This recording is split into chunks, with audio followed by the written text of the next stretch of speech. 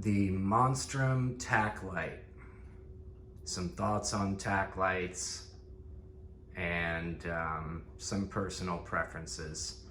I know that this is something that could probably be argued into the ground by people who are more bored than I am. So I'm not trying to start a debate here. This is just my take. Some people might think that using these Monstrum tack lights isn't a good idea because they're cheap, and they are very cheap compared to other tack lights.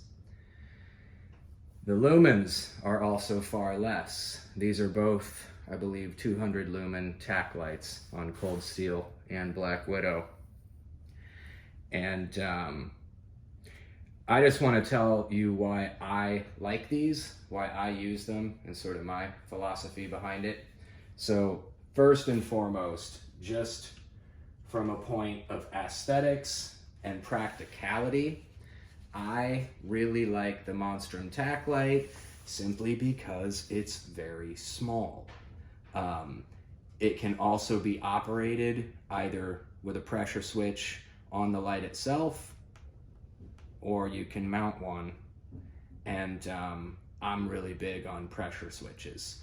I also like to hold with a C-grip, and when I've got a good C-grip, I want to be able to operate my light and my laser individually or at the same time without having to stretch. I just want it right there. And so having that pressure switch gives me a lot of freedom to configure this any way I want. I'm also right-handed, so it works for me to have my light and my laser wherever I'm going to be touching them to turn them on. It works for me to have them right here. In addition to that, this Monstrum comes attached to a Picatinny rail, and this is, you know, part of the stock of the VKS. I've got a DK power barrel inside, so that worked for this one because I have not taken the Delta ring assembly off to install a free float barrel.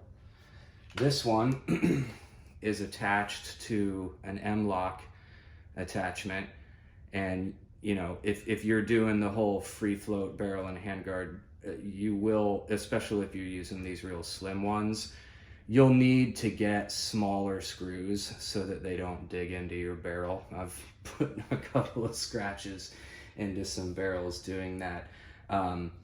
But this one is the same principle. My pressure switch is just right there because this is a shorty, and I knew I was gonna have a canted red dot on this one, so that when you raise it, you're not quite as cramped trying to look down the rail.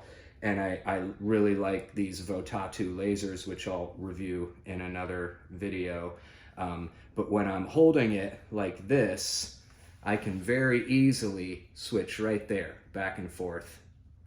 So the only gripe I have about these Monstrum tack lights is that on the pressure switch, there's not an always on option. It's just a pressure switch. And I don't care about strobe. I don't care about strobe at all. I just want, here's what I want out of a tack light. Something that can illuminate the interior of my home or my backyard or the area right around me enough so that I can see and hit a target.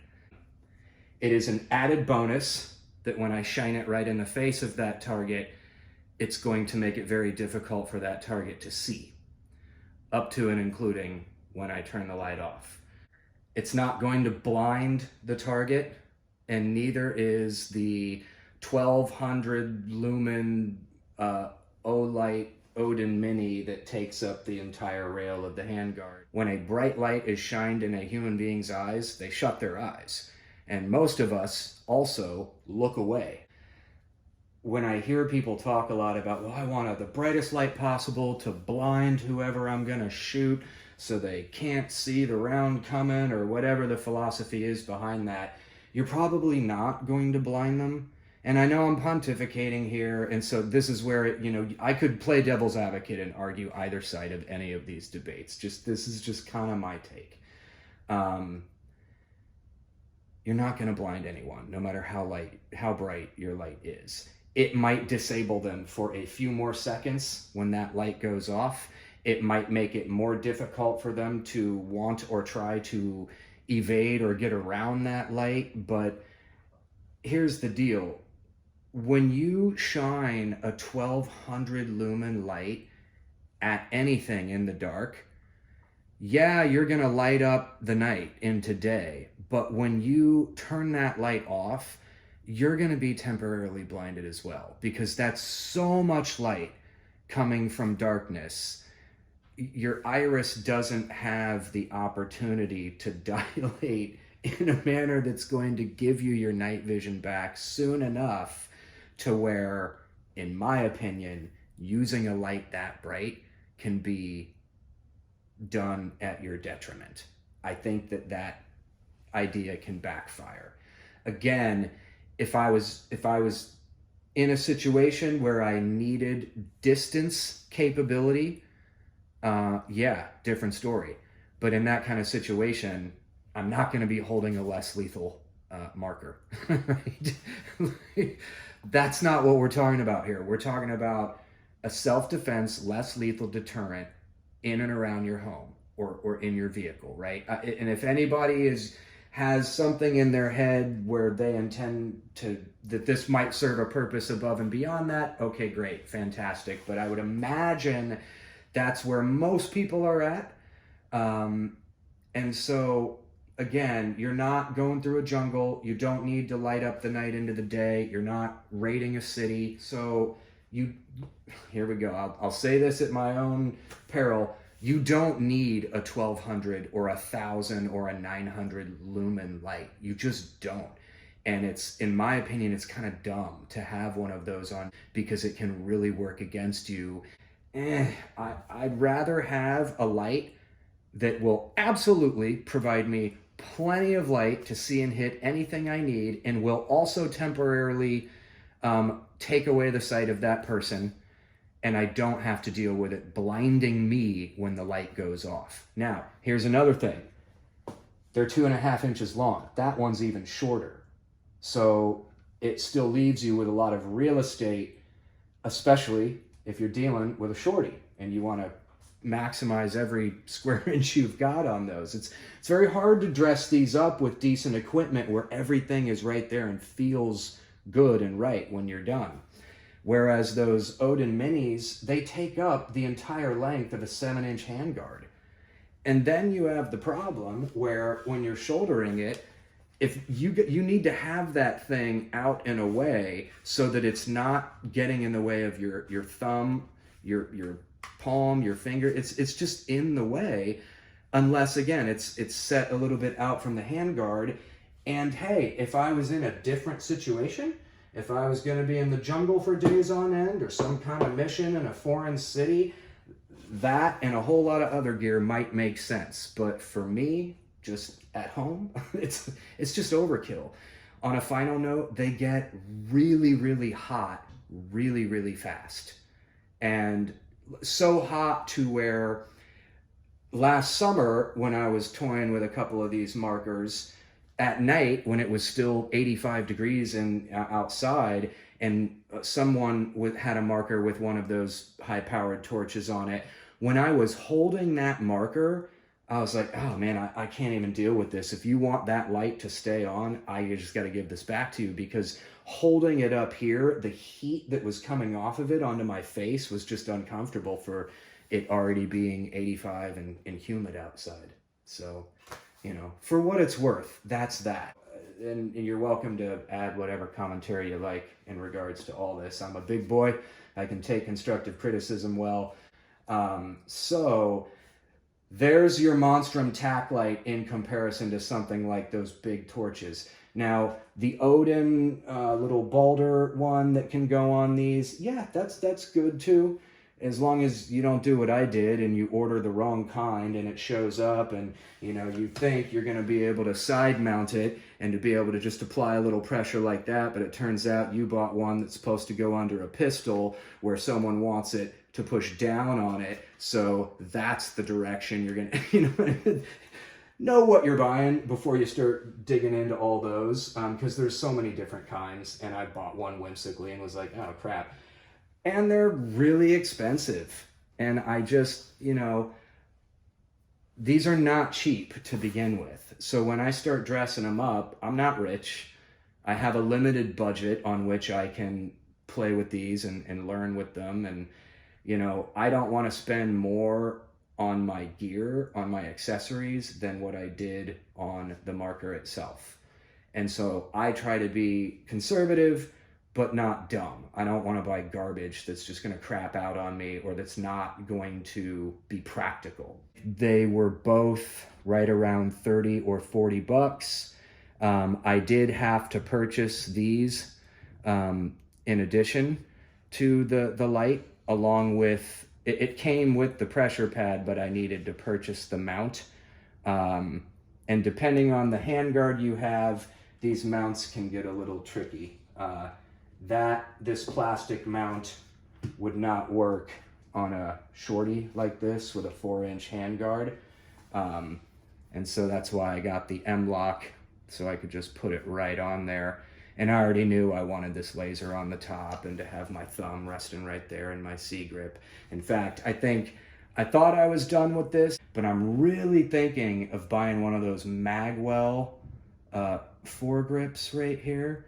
I've never bought one of those because this is actually the first time I've ever really played with a shorty of any type of you-know-what. And so I like the idea of having a little bit more grip there. But for what it's worth, this has a little indentation for a stop, and I can put my index finger there, my thumb there, and my grip is here, and I mean, that is literally perfect for me. The way I dressed this up was for me, even though it's going to somebody else. But they're built like me, and they have arthritis like I do in their right shoulder. They don't want to have to be in like this. They want to just be able to bring it up like that. And so that's what we're doing there. And on this, I just put Velcro right there. So that's what's keeping it on. It's the first time I've ever done that, and I was hesitant to do it. Can you even see that? Yes, you can. Because I didn't know if that would start to come off, but it's been on there for a good while now. And I play with these, I test these quite a bit, and I maintain them. I mean, these get top shelf maintenance for me. I'm constantly cleaning these and lubricating these and checking the set screw now and making sure that the firing pin is still solid in there and that there's no wobbling going on, and listening for little leaks and consistently replacing the 4 O-rings on the chambers, which is dirt cheap. Now, on a final note, the way that I dress these, I mean, you could just as easily put all this stuff on the other side for someone that was left-handed, but because I'm right-handed and I like the C-grip, typically my gear or my pressure pads, wherever I'm going to be pressing to turn stuff on and off, is going to be on the right side, or it's going to be right on the top rail where my thumb is. That's just me. But it's extra special with the VKS because, as I'm sure you'd all agree, the right side of the VKS, when it's pointing away from you, is much cooler looking than the other side, which is a bit more bland. In videos to come, I'm gonna do reviews on these Votatu lasers. They are kick-ass. They're really, really good, and they're cheap.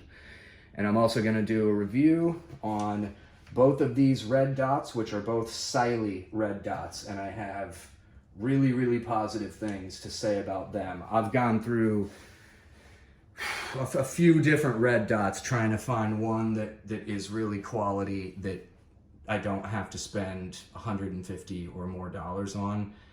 And let me tell you, those are it.